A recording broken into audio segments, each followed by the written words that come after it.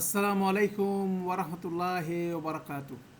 আলহামদুলিল্লাহি রবিল আলমিন ওয়াসসালাতু ওয়াসসালামু আলা আশরাফিল আম্বিয়া মুরসালিন নবিয়ানা মুহাম্মদ ওয়ালা আলিহি ওয়াসাবিহি আজমাইন।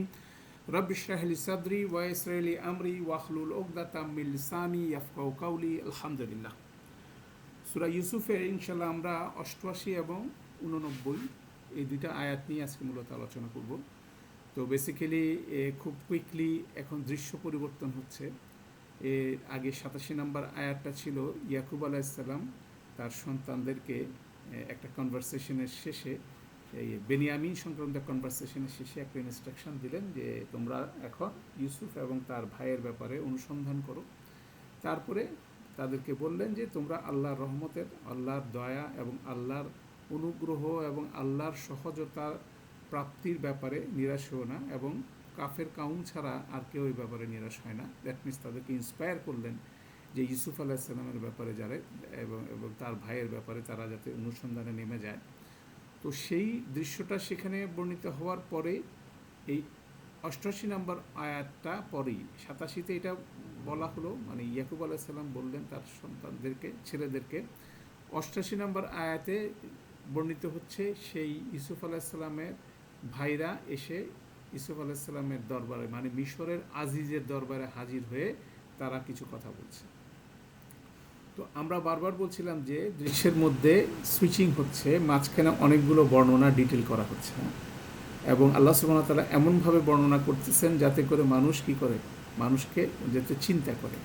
অতএব আমরা খুব ভালো কোরআন মজিদের গ্রামার শিখলাম, অর্থ বুঝলাম, এটাও সাফিসিয়েন্ট না। বেসিক্যালি চিন্তাশীলতা যদি না থাকে তাহলে সেক্ষেত্রে আমরা এই লিঙ্কগুলো বুঝতে পারবো না, এবং আল্লাহ এই গ্যাপগুলো রাখতেছেন যাতে আমরা এই গ্যাপের মাঝখানে কী করতে পারি, নিজে চিন্তা করি যে এই ঘটনার পর এই ঘটনা হলো, তাহলে ঘটনাগুলোর মোড অনুযায়ী আসলে পরিস্থিতিটা কীরকম ছিল সেটা বর্ণনা করা জরুরি, সেটা বোঝা জরুরি। তাহলে একটা দৃশ্য হলো ইয়াকুব আলাইসাল্লাম তার সন্তানদেরকে, ছেলেদেরকে বললেন যে ইউসুফ এবং তার ভাইয়ের ব্যাপারে তোমরা অনুসন্ধান করো। এর পরের সিনই হচ্ছিল আপনার সে ভাইরা ইউসুফ আলাইসাল্লামের দরবারে হাজির হয়ে কিছু কথা বলছে, ঠিক আছে। তাহলে হয়তো বা আমাদেরকে একটা কুইক গ্ল্যান্স মনে হচ্ছে যে ইউসুফ আলাইসাল্লামের, ইয়াকুব আলাইসাল্লাম যে ইনস্ট্রাকশনটা দিলেন হুবহুব তার ভাইরা সেই ইনস্ট্রাকশনটা ফলো করলো, এটা ইনস্ট্যান্টলি মনে হতে পারে, কিন্তু কন্টেন্ট যদি আপনি অ্যানালাইসিস করেন বিষয়টা সেরকম না, তাই না? তো এইভাবে অনেকগুলো প্রশ্নের বিষয় আছে। তো এইভাবে বিষয়টাকে একটু গভীরভাবে চিন্তা করতে হবে। তো সেটা একটা ইন্টারেস্টিং বিষয়। এবং গত আয়াতের আলোচনায় আমরা একটা প্রশ্ন রেইজ করছিলাম, আলহামদুলিল্লাহ আমরা সেই প্রশ্নটা আমাদের যে মূল ইনস্ট্রাক্টর উস্তাদ নোমান আলী খান সাহেবের কাছেও আমরা প্লেস করছিলাম। সেই প্রশ্নটা ছিল এরকম যে এখানে যেটা বলা হলো যে ইয়া বানিয়া, ইয়াকুব আলাইসাল্লাম বললেন হে আমার ছেলেরা, ইজহাবু তোমরা যাও, ফা তাহাসসুসু মিন ইউসুফা ওয়া আখিহি, ইউসুফ এবং তার ভাইয়ের ব্যাপারে তোমরা কি করো, অনুসন্ধান করো। তাহাসসু আরেকটা শব্দ আমরা বলছিলাম, সেটা খুব পাওয়ারফুল শব্দ। সেই শব্দটা হচ্ছিল এরকম, তাহাসসু হচ্ছিল তাদের দুইজনের ব্যাপারে তোমরা কি সহানুভূতিশীল হও, তাদের দুইজনের ব্যাপারে তোমাদের মনোভাব পরিবর্তন করো। সেই বিষয়গুলো কিন্তু এখানে আসছে। এই দুইটা জিনিস প্যারালাল, একটা ডুয়ালিটি এখানে ছিল। এখন প্রশ্নটা যেটা হলো, সেখানে আমরা যেটা বলছিলাম যে 9 জন ভাই সেখানে হাজির, ওনার 12 জন সন্তান, 9 জন ভাই, 9 সন্তান ওনার সামনে হাজির, 3 সন্তান সেখানে অ্যাবসেন্ট। 3 সন্তানের মধ্যে ইউসুফ আলাইসাল্লাম, ইয়াকুব তার ভাই বানিয়ামিন এবং বড় যে সন্তান সেও কিন্তু সেখানে হাজির ছিল না। কেননা যখন বেনিয়ামিনকে মিশরে রেখে দেওয়া হলো, তখন বড় ভাই বলল যে আমি পরবর্তী পিতার কাছ থেকে যতক্ষণ পর্যন্ত না কোনো ইনস্ট্রাকশন সরাসরি না পাচ্ছি ততক্ষণ পর্যন্ত আমি এখান থেকে সরবো না। তাহলে দেখা যাচ্ছে 3 জন ওখানে গড় হাজির হলেও 2 জনের ব্যাপারে স্পেসিফিক ইনফরমেশন সবার কাছে আছে, যে বেনিয়ামিনকে সবাই জানে যে এই ইয়েতে কী বলে তাকে রেখে দেওয়া হয়েছে সেই প্রাসাদের মধ্যে, এবং বড় ভাইয়ের সম্বন্ধেও জানে, তিনি মিশরে রয়ে গেছেন। এখন যখন ইয়াকুব আলাইসাল্লাম বললেন, তখন কেন ইউসুফ এবং তার ভাইয়ের ব্যাপারে অনুসন্ধানের কথা বললেন? বেসিক্যালি যার ব্যাপারে কোনো ইনফরমেশন নাই তিনি হচ্ছে ইউসুফ আলাইসাল্লাম। কেন ইউসুফ আলাইসাল্লামের তিনজনের কথা বললেন না, একজনের কথা বলার কথা, সেক্ষেত্রে দুজনের কথা বললেন, তিনজনের কথা বললেন না। তো এই বিষয়টা ছিল একটা প্রশ্ন, যেটা হচ্ছিল খুব গুরুত্বপূর্ণ প্রশ্ন। তো সেই প্রশ্নটাই আমরা আমাদের ওস্তাদ নোমান আলী খান সাহেবের কাছে করছিলাম। তো সেটাই আলহামদুলিল্লাহ উনি খুব সুন্দর রিপ্লাইও করছেন। তা আপনারা সেই ভিডিওটা দেখে নিতে পারেন, সেটার স্টার্ট আপেই বিষয়টা আছে। এটা হচ্ছিল 88-89 যে ভিডিওটা আছে সেখানে আছে। Today, before I start discussing with you the subject matter of ayah number 88 and 89 of Surah Yusuf, I'd like to talk to you guys a little bit about an outstanding question from the previous ayat. A student of mine, Naeem, actually sent me that question, and it's, in fact, Sheikh Suhaib and I had discussed it, but I didn't bring it up in the lecture, so I think it's a good idea to bring it up. You notice in the previous ayat when, Yaqub alayhi salam actually told his sons, Jacob tells his sons to go look for Yusuf and his brother, right? So I did talk to you last time about why he mentioned Yusuf first. But it's interesting that 3 sons are missing, and he says, look for Yusuf and his brother. So 2 questions arise. Why not mention the 3rd son? And the other, you don't have to look for Binyamin, you know where he is. Like, the look for issue is something related to Yusuf, but it's not related to Binyamin, right? So why mention look for or find clues pertaining to Yusuf and his brother? A few answers to that. One, আলহামদুলিল্লাহ আমরা যে প্রশ্নটা ওনার কাছে raise করছিলাম সেটার আলহামদুলিল্লাহ খুব সুন্দর জবাব দিচ্ছেন। সেটাই আমি সেটা দিয়ে আজকে ক্লাসটা শুরু করতে যাচ্ছি। প্রশ্নের উত্তরগুলো ছিল এরকম যে বেনিয়ামিনের এবং ইউসুফ আলাইসাল্লামের বিষয়টা, যেমন এর আগের আয়াতে আমরা এটাও ডিসকাস করছিলাম যে ইয়াকুব আলাইসাল্লাম এর আয়াতে বলছিলেন, আগের আয়াতে বলছিলেন যে আমি আল্লাহর তরফ থেকে যা জানি তোমরা সেটা জানো না, ঠিক আছে? তো সেখান থেকে ডেফিনেটলি একটা ক্লু থাকে যে ইয়াকুব আলাইসাল্লাম ডেফিনেটলি আল্লাহর কাছ থেকে একটা পজিটিভ জিনিস জানছেন যে ইউসুফ আলাইসাল্লাম কী করছেন, উনি সারভাইভ করে আছেন। কেননা তার ভাইরা খুব স্ট্রংলি অ্যাডভোকেট করছিল যে ইউসুফ আলাইসাল্লাম মারা গেছে, তাকে নিয়ে এত চিন্তা ভাবনা করার কী আছে, হ্যাঁ, সেটা করতে করতে কি আপনি মারা যাবেন, এই ধরনের কটাক্ষ করে ইমোশনালি তার উপর একটা প্রেশার ক্রিয়েট করছিল। তো আল্লাহ ওনাকে ইনফর্ম করছেন, ডেফিনেটলি ওই কনফিডেন্স দিচ্ছেন যে ইয়াকুব আলাইসাল্লামকে কনফিডেন্স দিচ্ছেন যে ইউসুফ আলাইসাল্লাম বেঁচে আছে। অতএব তাদের সেই ধারণাটাকে ভাঙার জন্যই উনি খুব শক্তভাবে স্পষ্টভাবে বললেন যে ইউসুফ আলাইসাল্লাম এবং তার ভাইয়ের ব্যাপারে তোমরা অনুসন্ধানে নেমে পড়ো। এটা ছিল একটা অপিনিয়ন। পাশাপাশি আরেকটা অপিনিয়ন হচ্ছে এভাবে যে ইউসুফ আলাইসাল্লামের সম্বন্ধে ওনারা কেউ জানেন না, বেনিয়ামিন সম্বন্ধে যদিও জানেন, কিন্তু বেনিয়ামিন ছিল সেই মিশরের প্রাসাদের মধ্যে বন্দী অবস্থা ছিল। অতএব তার ফার্দার কোনো ডিটেলস কেউ জানে না। দ্যাট মিনস তিনি কী অবস্থায় আছেন এবং তার কী পরিস্থিতি আছে। অতএব সেটাও কিন্তু একটা অ্যাম্বিগুয়াস সিচুয়েশন ছিল। অতএব সেটাও কিন্তু কনসার্ন ছিল ইয়াকুব আলাইসাল্লামের ব্যাপারে।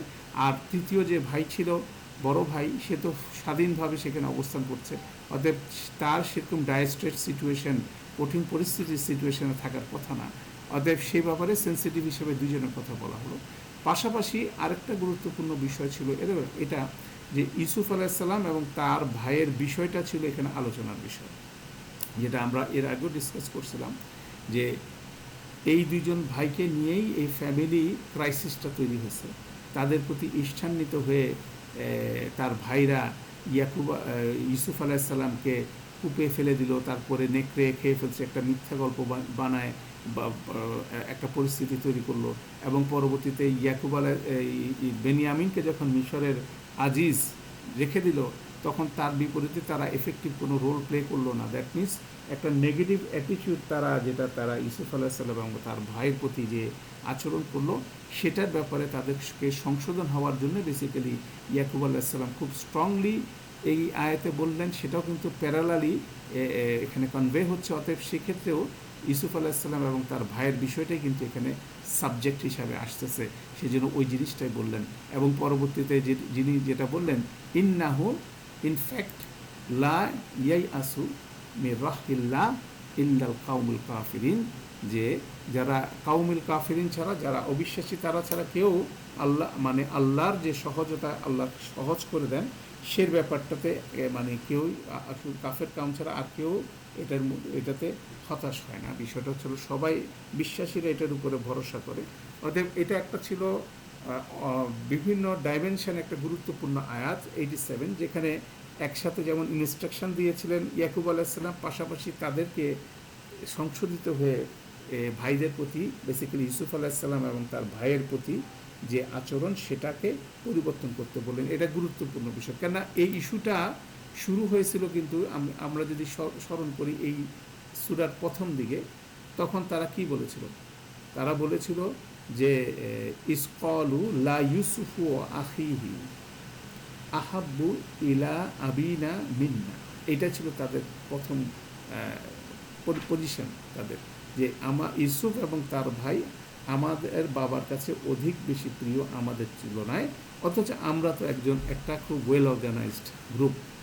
তো সেই বিষয়টাই কিন্তু ইউসুফ এবং ইউসুফের ভাই, এই বিষয়টা কিন্তু একটা রানিং কনসেপ্ট এই সূরার মধ্যে, যেটাকে ঘিরেই এই 10 ভাইয়ের সমস্ত অ্যানোমাসিটি, সমস্ত পরিস্থিতিগুলো আবর্তিত হচ্ছিল। তো অতএব সেটাও রিলেভেন্ট ওয়েতে এখানে ইয়াকুব আলাইসাল্লাম রেজ করলেন। ওটাও একটা গুরুত্বপূর্ণ বোঝার বিষয়। তো আল্লাহ আমাদের জন্য সহজ করুন। তো এই পরিস্থিতিতে যখন বললেন, তখন যে জিনিসটা আমরা বলছিলাম যে ইয়াকুব আলাইসাল্লাম ইনস্ট্রাকশন দিলেন, তোমরা ইউসুফ এবং ইউসুফের ভাইয়ের ব্যাপারে অনুসন্ধান করো, ইউসুফ এবং ইউসুফের ভাইয়ের ব্যাপারে তোমাদের মনের অবস্থানটা বদলাও, ঠিক আছে, তাদের প্রতি সহনশীল হও, যেসব ধারণা নিয়ে যাচ্ছ সেটা পরিবর্তন করো, এবং তোমাদেরকে অবশ্যই সংশোধিত হয়ে ফিরে আসতে হবে। তোমরা যে ভুল করছো সেটা পরিষ্কার। অতএব এই জিনিসগুলো কিন্তু পাওয়ারফুল ওয়েতে ইয়াকুব আলাইসাল্লাম কনভে করবেন। এখন কথা হচ্ছিল যে এই বাকি 10 জন সন্তান কি, বাকি 9 জন সন্তান বেসিক্যালি, তারা কি এই ইনস্ট্রাকশনটা ফলো করছিল? আয়াত দুটো পরপর দেওয়া আছে, অতএব আমাদেরকে মনে হতে পারে যে উনি বললেন, সাথে সাথে ওনারা মিশরে চলে গেল, মিশরে যায় আজিজের দরবারে হাজির হয়ে হলো। কিন্তু দেখা যাচ্ছে যে এই আজিজের দরবারে হাজির হয়ে তারা যে কথাটা বললো, এটা একটা গুরুত্বপূর্ণ পয়েন্ট, যে কথাটা বললো সেখান থেকে বোঝা যায় যে তারা আসলে ইয়াকুব আলাইসাল্লামের ইনস্ট্রাকশনটা সরাসরি অনুসরণ করে না। পাশাপাশি ফালাম্মা শব্দটা যখন বলা হলো, এই শব্দটা একটা কী শব্দ? ফালাম্মা অতঃপর, অনেক দিন পরে যখন, লাম্মা যখন, যেমন ইদা বলা হয় নাই, অতঃপর যখন। যখন বলতে দুইটা শব্দ আছে, একটা যখন ইদা দিয়ে হয়, একটা হচ্ছে লাম্মা দিয়ে হয়। লাম্মা শব্দটার মাধ্যমে বোঝানো হয়, তারা কি বলে হয় যে অনেক দিন পরে যখন তারা, তাহলে এই ফালাম্মা দিয়ে বোঝা যাচ্ছে যে তারা অনেক দিন পরে যখন তারা গেল। এবং এই আয়াতে 88 নম্বর আয়াতে যেটা বর্ণিত হবে, সেখানে বলা হচ্ছে, আমরা এটার কন্টেন্ট একটু কুইকলি পড়ে নিই। ফালাম্মা দাখালু আলাইহি, যখন তারা তার সামনে প্রবেশ করলো, মানে ইউসুফ আলাইসাল্লামের সামনে প্রবেশ করলো, কলু, তারা বলল, ইয়া আইয়ুহাল আজিজু, হে আজিজ, হে সম্মানিত আজিজ, মানে কর্তৃপক্ষ, মাসানা ওয়া আহলানা আদ-দুররু, মাসানা ওয়া আহলানা আদ-দুররু, আমাদেরকে এবং আমাদের আহাল পরিবারকে আদ-দুররু স্পর্শ করেছে। হ্যাঁ, আদ-দুররু মানে কঠিন পরিস্থিতি আমাদেরকে স্পর্শ করেছে। ওয়া জিনা বিদাআতিন মুজজাতিন, এবং আমরা নিয়ে আসছি খুব তুচ্ছ কিছু বিনিময় পণ্য, ঠিক আছে।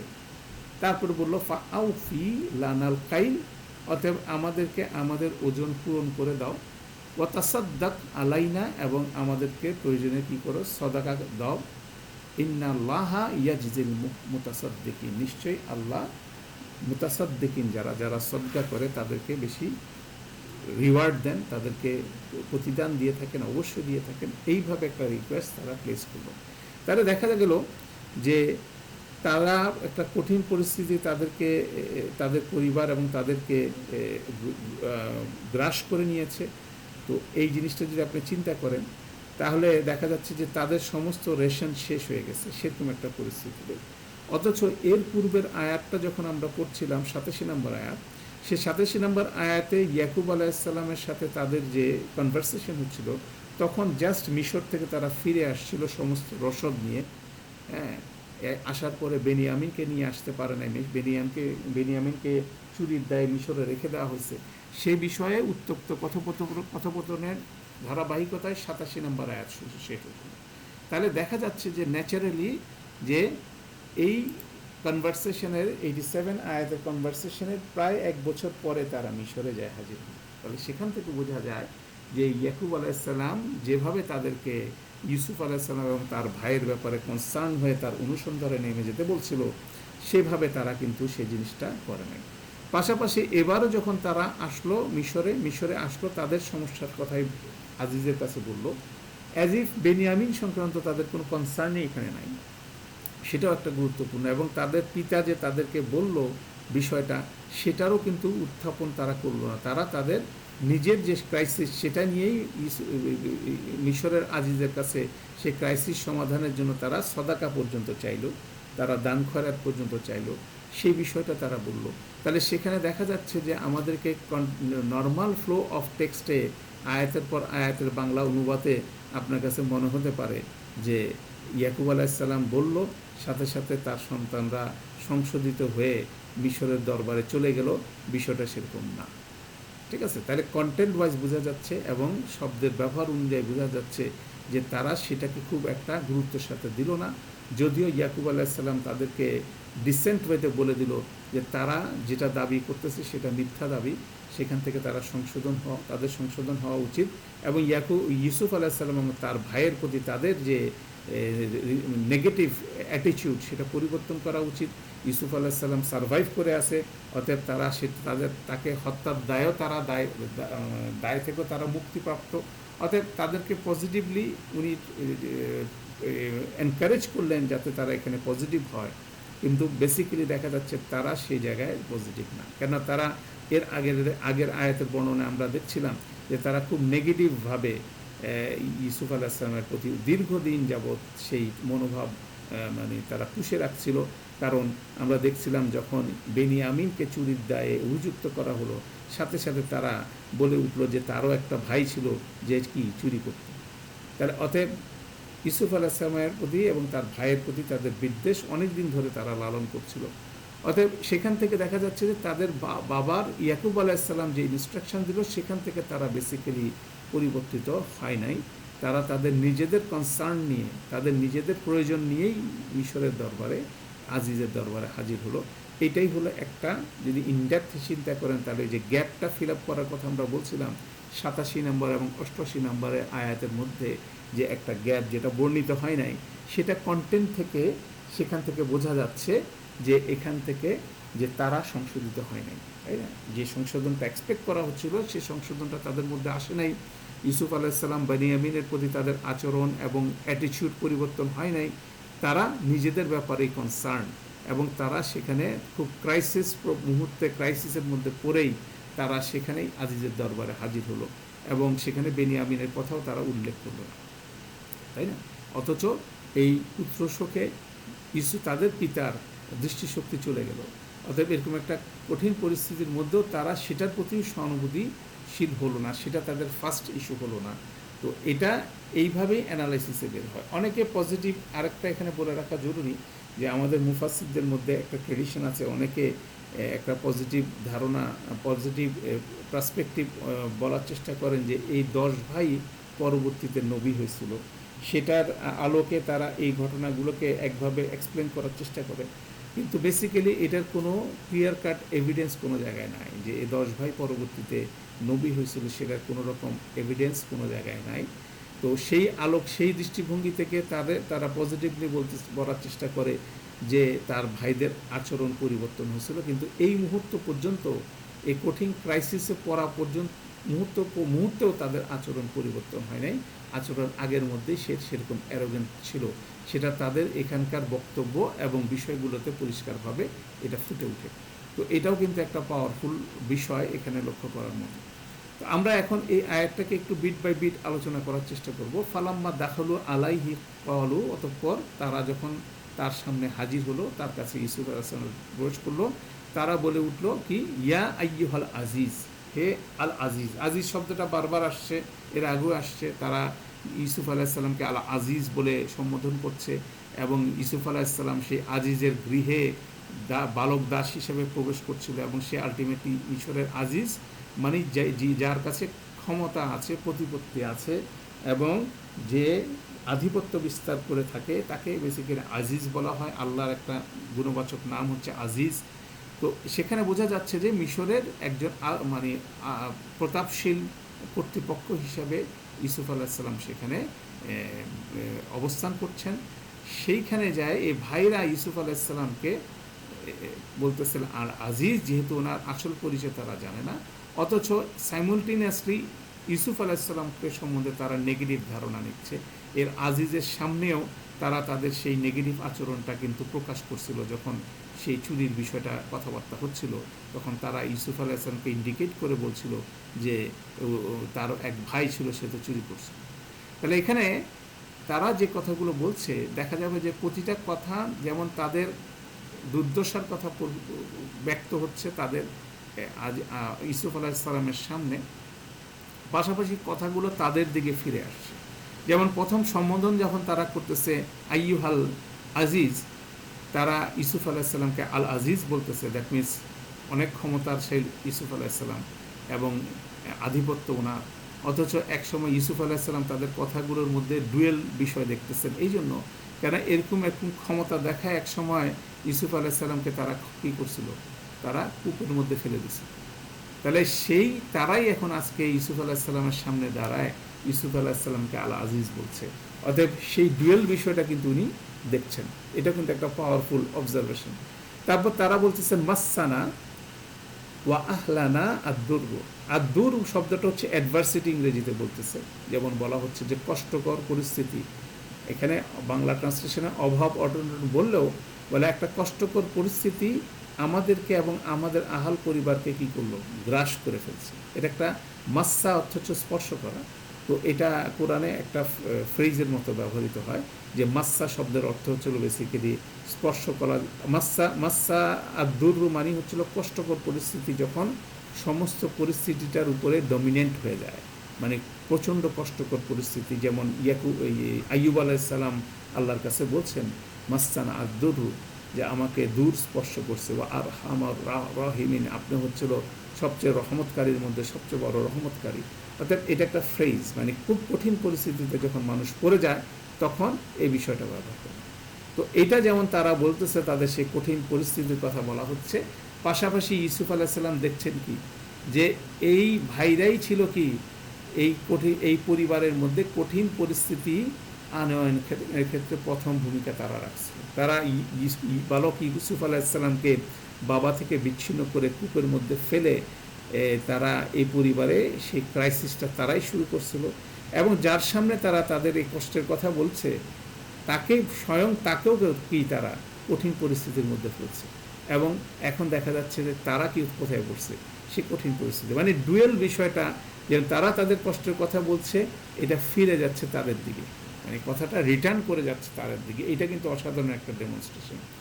তাদেরকে তারা বলছে যে আমাদেরকে দূর স্পর্শ করছে কঠিন পরিস্থিতি, অথচ একটা সময় তারা কি করছে, কঠিন পরিস্থিতিতে তাদের পিতাকে ফেলছে, তাদের ইউসুফ আলাইসাল্লামকে ফেলছে, এবং তারা কথাগুলো বলছে কিন্তু ইউসুফ আলাইসাল্লামের সামনে। এটা কিন্তু খুব কঠিন রিয়েলিটি, যেটা এখানে কি হচ্ছে, সেখানে এক্সপোজ হচ্ছে। সেটাও একটা ইন্টারেস্টিং বিষয়। পরে যে জিনিসটা তারা বললো সেটা হচ্ছিল ওয়াজিনা বিদাআতিন মুজজাতিন। এটা ইন্টারেস্টিং শব্দ। এবং আমরা জিনা মানে আমরা এনেছি, বিদাআতিন মুজজাতিন। বিদা শব্দটা কিন্তু আবার রিপিটেড হলো। এটাও যদি আপনি খেয়াল করেন এই বর্ণনার মধ্যে, যখন ইউসুফ আলাইসাল্লামকে তারা কূপের মধ্যে ফেলে দেওয়ার পরে সেখানে একটা বাণিজ্য দল ওনাকে কি করলো, পিক করে তখন তারা কি করলো যে হাজা গোলাম, এই যে সুসংবাদ, ইয়াবুশরা হাজা গোলাম বলে তারা ইউসুফ আলাইসাল্লামকে পিক করার পরে তারপর তারা কি করলো, ও আসার হু বিদা, একই শব্দ। তারা তাদেরকে ইউসুফ আলাইসাল্লামকে তাদের বাণিজ্য পণ্য হিসাবে কি করলো, তারা লুকায় ফেললো তাদের ক্যারাভেনের মধ্যে, তাদের মধ্যে, বাণিজ্য কাফেলার মধ্যে তারা তাকে লুকায় ফেললো এক বাণিজ্য পণ্য হিসাবে। কিন্তু সেই বাণিজ্য পণ্য সম্বন্ধে তখন তারা পরবর্তীতে আয়াতে বলল, সেটা হচ্ছিল এভাবে ওয়াশাররুহু, এবং তাকে তারা বিক্রি করে দিল বিসামানিন বাক্সিন দারাহিমা মাদুদা, অল্প কিছু দিরহামের বিনিময়ে তারা বিক্রি করলো। ওয়াকানু ফিহি মিনাল জাহিদিন, এবং তারা তার প্রতি অনাসক্ত ছিল, মানে হচ্ছিল তারা এটাকে প্রয়োজন মনে করে নেই। তো এই যে ওয়াকানু ফিহি জাহিদিন, এটার একটা খুব পাওয়ারফুল, যেটা লিঙ্কড হচ্ছিল মুজজাতিন। মুজজাতিন শব্দটা একটা ইন্টারেস্টিং শব্দ, সেটা হচ্ছিল, এটা বলা হয় এভাবে, যদিও এখানে ট্রান্সলেশন করা হচ্ছে তুচ্ছ হিসাবে। এটা তুচ্ছ বুঝাতে হলে এরকম একটা শব্দ আসে, যে এটা যে কোনো কিছু আপনার কাছে প্রেজেন্ট করা হলো, আপনি এটাকে দূরে সরাই দিলেন।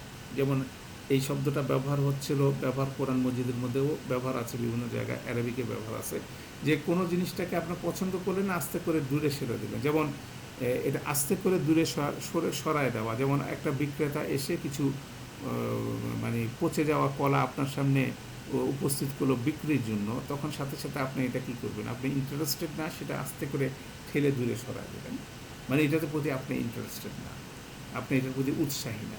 তো সেই জিনিসটাই বেসিক্যালি তারা বলতেছে, সেটা যেমন তারা ইউসুফ আলাইসাল্লামকে সেরকম পণ্যে রূপান্তরিত করেছিল, এরকম একটা পণ্যের মধ্যে রূপান্তরিত করছিল, সেই একই শব্দ দুইটা এর মাধ্যমেই তারা কিছু জিনিস নিয়ে আসলো, যেটার বিনিময়ে তারা চাইল।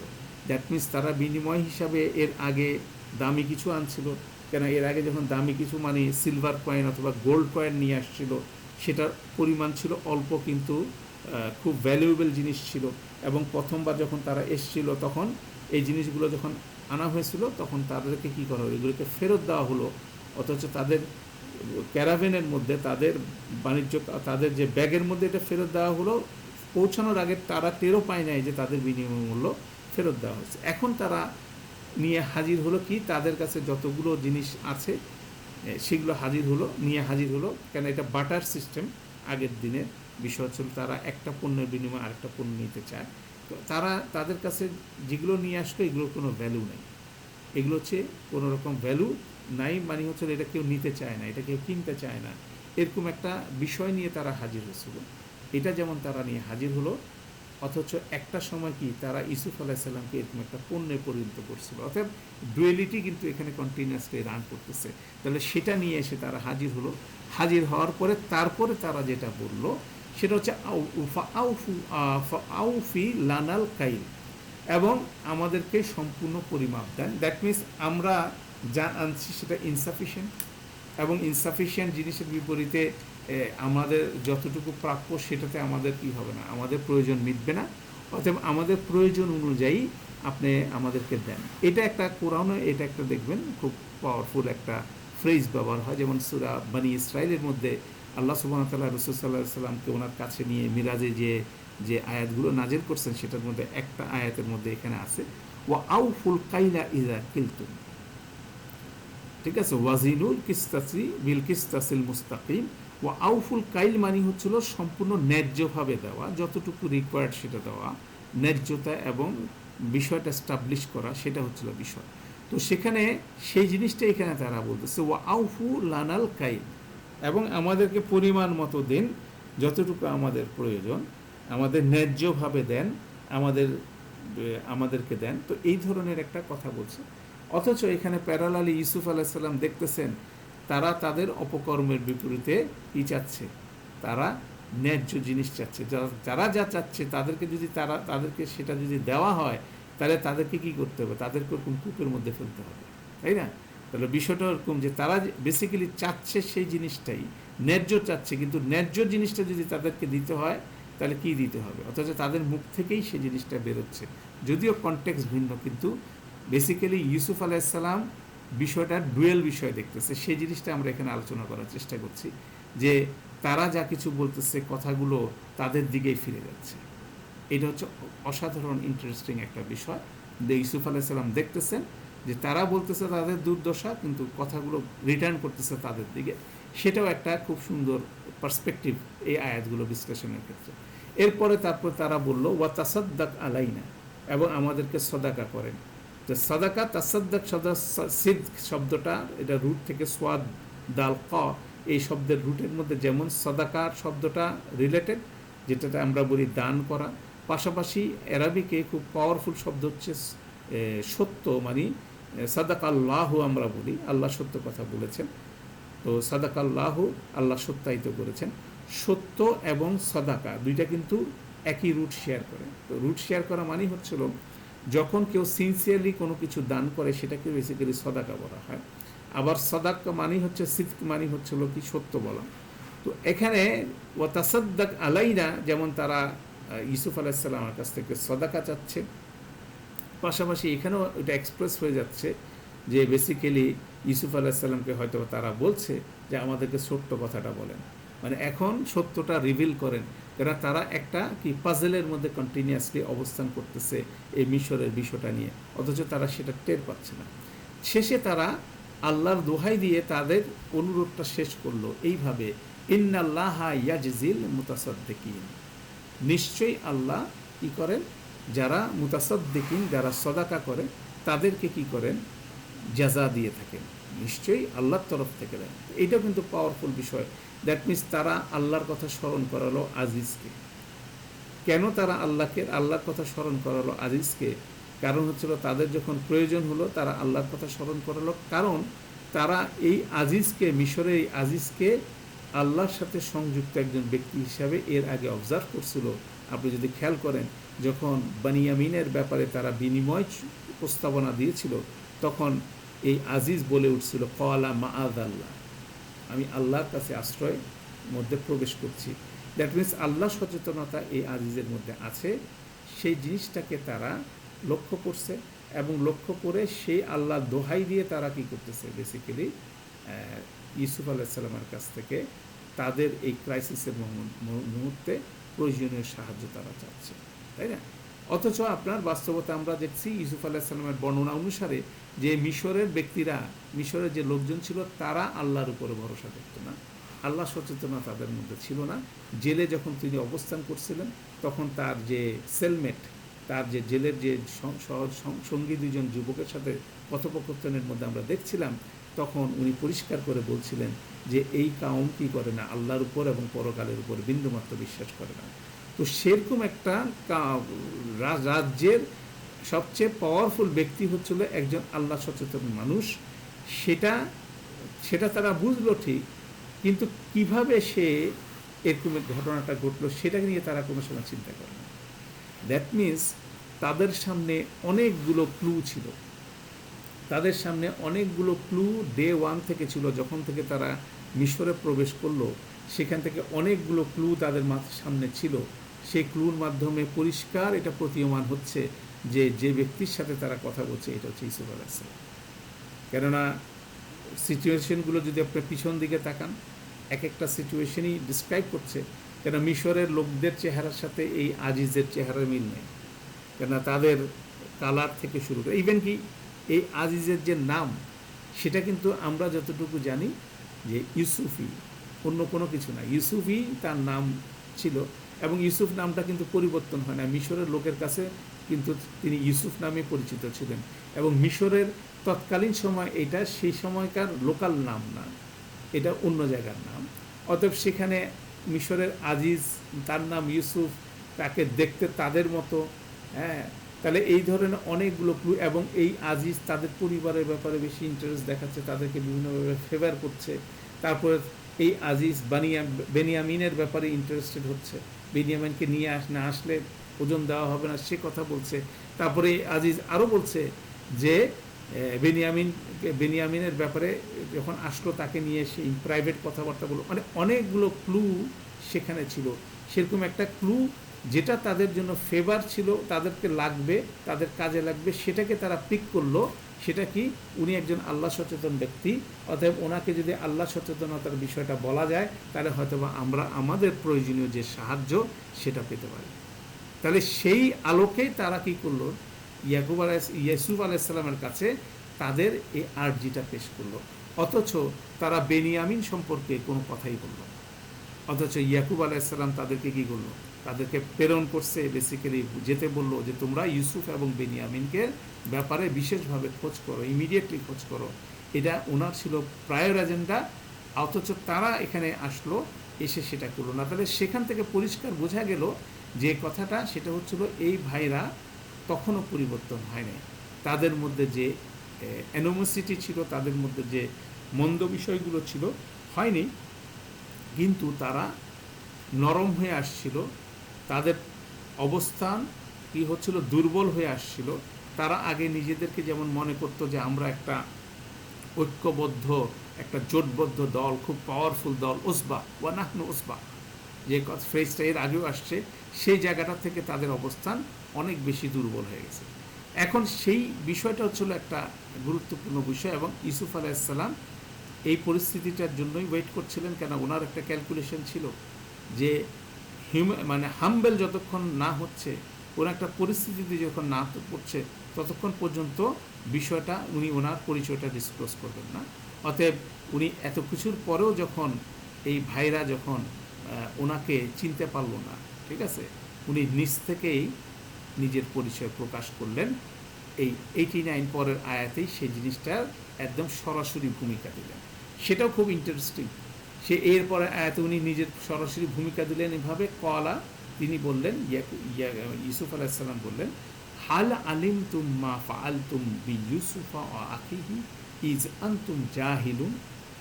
তিনি বললেন, হাল আলিম তুম, তোমাদের জানা আছে কি ইউসুফ ও তার ভাইয়ের সাথে তোমরা কিরূপ আচরণ করেছিলে যখন তোমরা অজ্ঞ ছিলে। এটা খুব ইন্টারেস্টিং বিষয়। এই যে এতগুলো কথা আমি বললাম, তার মূল বিষয় হচ্ছিল ইউসুফ আলাইসাল্লাম বলছেন, ইজ আনতুম জাহিলুন, তোমরা যখন অজ্ঞ ছিলে তখন তোমরা ইউসুফ এবং তার ভাইয়ের প্রতি কি আচরণ করেছিল, সেটা কি তোমাদের কি জানা আছে? তো এটা একটা, এই আয়াতের অ্যাপ্রোচটা কিন্তু খুব পাওয়ারফুল অ্যাপ্রোচ। প্রথম অ্যাপ্রোচটা হচ্ছিল আমরা যেটা বলছিলাম, যে উনি বলছেন, যে ইউসুফ আলাইসাল্লাম বলছেন তোমরা এককালে জাহেল ছিলাম, দ্যাট মিনস এখন তোমরা জাহেল নাই। কিন্তু আমরা এতক্ষণ পর্যন্ত অ্যানালাইসিসে কী পেলাম, যারা এখনও জাহেলের মধ্যে আছে। কিন্তু এটা পজিটিভলি ইউসুফ আলাইসাল্লাম বিষয়টাকে ইন্ট্রোডিউস করলেন। এই মুহূর্তে ইউসুফ আলাইসাল্লাম ওনার ক্রোধ থেকে, ওনার রাগ থেকে যে কোনো ধরনের প্রতিশোধমূলক আচরণ উনি করতে পারতেন, কিন্তু সেই জায়গায় উনি কোনো অবস্থায় যান নাই। সেই জায়গাটার উনি কন্টিনিউয়াসলি নিজেকে সংযত রেখেছিলেন। ইভেন কি যখন আমরা এর আগে দেখছিলাম যে ওনাকে যখন প্রকাশ্যে তারা চোর বলছিল, সেই সময় উনি কী বলছিলেন, উনিও নিজের সে রাগকে কী করছে, সংবরণ করছিলেন।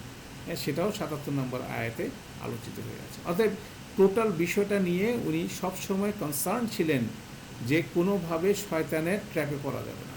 কেন, যখন একেবারে প্রথমে সূরার প্রথমে যখন আমরা আলোচনা করছিলাম, যখন স্বপ্নটা দেখলো, সাথে সাথে ইয়াকুব আলাইসাল্লাম বললেন কি, তোমার ভাইদের সাথে তুমি এটা কোনো অবস্থায় শেয়ার করো না, কেন তারা কি করতে পারে, তোমার বিরুদ্ধে কায়দা বানি তোমার বিরুদ্ধে ষড়যন্ত্র করতে পারে। বলার পরে উনি মূল রিজন বললেন কি, ইন্না শয়তান আলিল ইনসানি আদুউম মুবিন, নিশ্চয় শয়তান হচ্ছিল ইনসানের প্রকাশ্য শত্রু। দ্যাট মিনস তার ভাইরা যা কিছু অ্যাক্টিভিটি করতেছেন, এর পিছনে মূল চালিকা শক্তি হচ্ছে শয়তান। অতএব সেই পার্সপেক্টিভ থেকে উনি সমস্ত বিষয়টাকে হ্যান্ডেল করলেন, এবং সেটাই উনি এখানে বললেন, এইভাবে উত্তরটা উনি দিলেন যে হাল আলিম তুমি, যে তোমাদের কি জানা আছে। খুব ভদ্রভাবে জিনিসটা বললেন, যেটা হচ্ছে টোটালি আনএক্সপেক্টেড একটা বিষয়। কেন, ওনার প্রচণ্ড ক্ষমতা ছিল, এবং ক্ষমতা থাকার পরে মানুষের মধ্যে যে অ্যারোগেন্সটা থাকে, এটার কোনো কিছুই ওনার মধ্যে এখানে প্রদর্শিত হয় নাই, এবং উনি সরাসরি বললেন এটা। এবং এখানে ইন্টারেস্টিং বিষয় ছিল, উনি বললেন মা আলিম মা ফাআলতুম বি ইউসুফা ওয়া আখিহি, এই ফ্রেজটা বারবার কিন্তু চলে আসছে। আমরা প্রথম থেকে যেটা ফ্লো করছি, ইউসুফ ও আখিহি, ইউসুফ এবং তার ভাইয়ের প্রতি। তো এখানে ইন্টারেস্টিং বিষয় হচ্ছিল ৮৭ নম্বর আয়াতে ইয়াকুব আলাইসাল্লাম বলছিলেন এই ভাইদেরকে কি, তোমরা ইউসুফ এবং তার ভাইয়ের ব্যাপারে কী করো, অনুসন্ধান করো। তো অতএব পিতার কথা যদি তারা মনে রাখতো, তারা যদি পিতার কথায় অনুতপ্ত হতো, তারা সরাসরি মিশরে এসে ইউসুফ সাল্লাহ সাল্লামের দরবারে এসে তারা বলতো যে আমাদের ভাই এবং তার বড় ভাই যে ইউসুফ, এই দুজন আমাদের ব্যাপারে আপনি কি কিছু জানেন। অতএব সেই কেসটা তারা কোনোভাবে এখানে ফরওয়ার্ড করলো না, করে তাদের পার্সোনাল বিষয়গুলো বললো। এখন ইন্টারেস্টিং ওয়েতে ইউসুফ আলাইসাল্লাম ওই কথাটাই বললেন, যেটা বলতে পারেন ইয়াকুব আলাইসাল্লাম ইনস্ট্রাক্ট করলো, সেই রেফারেন্সে বলল মা আলিম তুম বি ইউসুফা ওয়া আখিহি, এই ইস্যুটাকে কিন্তু একেবারে হুবহুব উপস্থাপন করলেন তাদের সামনে। তারা ভুলে গেল তাদের পিতা বলে দিছে এই জিনিসটা করতে, অথচ ইউসুফ আলাইসাল্লাম সেই জিনিসটা রিমাইন্ড করলো। তো এখানে আপনি বলতে পারেন যে ইয়াকুব আলাইসাল্লাম আর ইউসুফ আলাইসাল্লামের মধ্যে কি মোবাইলে কথা হয়েছিল? তো তৎকালীন সময় তো এত মোবাইল ছিল না। তাহলে ব্যাপার যাচ্ছে যে এখানে অসাধারণ একটা টেলিপ্যাথি আমরা বলি, একটা আধ্যাত্মিক যোগাযোগ এই পিতা পুত্রের মধ্যে বিদ্যমান ছিল, এবং এই সেন্সটা কিন্তু অসাধারণ। এটা কিন্তু খুব সুন্দর একটা অ্যাঙ্কর বলি আমরা কোরআনের অ্যানালিসিসের ক্ষেত্রে। অ্যাঙ্কর ফ্রেজ হচ্ছে এটা, ইউসুফ ও আখিহি, লাকাদ কানা ফি ইউসুফ ওয়া আখিহি আয়াতুল লিসাইলিন। ইউসুফ এবং তার ভাইদের মধ্যে, হ্যাঁ, এটা যেমন আছে, পাশাপাশি সেই ভাইদেরটাকে আরও ন্যারেট ডাউন হয়ে গেল ইউসুফ ও আখিহি, হ্যাঁ, ওখানে এই বিষয়টা, এবং তার ভাই মানে বেনিয়ামিনের বিষয়টা, তাহলে সেটাও কিন্তু এখানে তারা রিইন্ট্রোডিউস করা হলো। তাহলে রিইন্ট্রোডিউস করলেন ইউসুফ আলাইসাল্লাম জিনিসটা, যে তার সাথে তোমরা যা করেছিল। এবং এখানে আরও একটা ইন্টারেস্টিং জিনিস আপনাকে এই আয়াতের সাথে লিঙ্ক করতে পারেন। যখন তাকে কূপে ফেলা হলো, তখন আল্লাহ সুবহানাহু ওয়া তাআলা ইউসুফ আলাইসাল্লামকে সরাসরি ওহী করছিলেন, ওয়া আওহাইনা ইলাইহি লা তুনাব্বিউন্না বিআমরিহিম হাযা ওয়া হুম লা ইয়াশউরুন।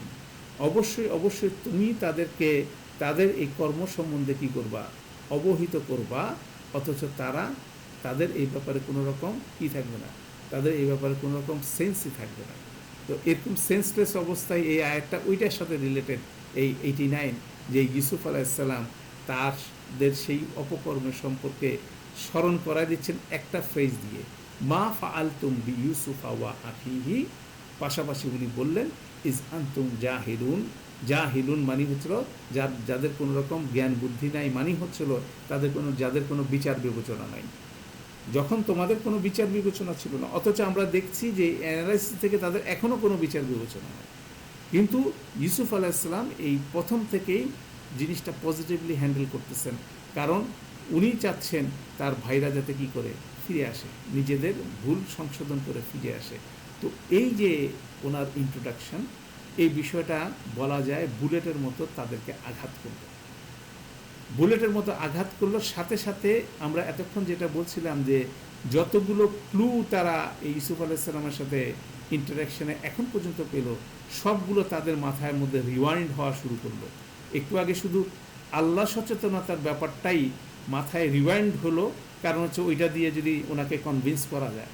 এখন তাদের ফুল ব্যাকড্রপ, যেটা প্রথম থেকে তার যা কিছু ঘটলো, আমরা একটু আগে যা বললাম, পুরাটাই তাদের মধ্যে রিওয়াইন্ড হওয়া শুরু করলো, এবং তারা রিয়েলাইজ করতে থাকলো যে এই হলো কি ইউসুফ, এবং সেই এক্সপ্রেশনটাই পরবর্তী আয়াতে উপস্থাপিত হচ্ছে এরপরে 90 নম্বর আয়াতে। সেটা একটা পাওয়ারফুল প্রেজেন্টেশন। তো আমরা ইনশাআল্লাহ সেখানে এই 89 সংক্রান্ত বিষয়ে আরও এই ইনডেপথ আমরা আরও একটু লিঙ্কড আলোচনা করবো ইনশাআল্লাহ।